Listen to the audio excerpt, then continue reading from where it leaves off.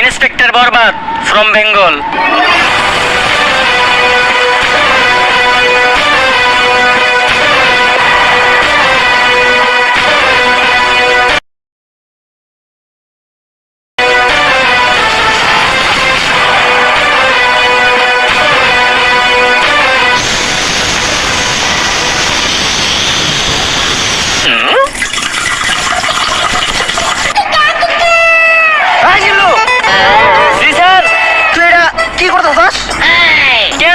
আপনি না কইলেন তাই মুত্তাছি।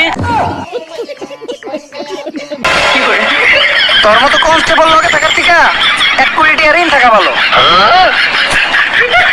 হাই জিল্লু মাল দে। কিরে কই যাস তুই?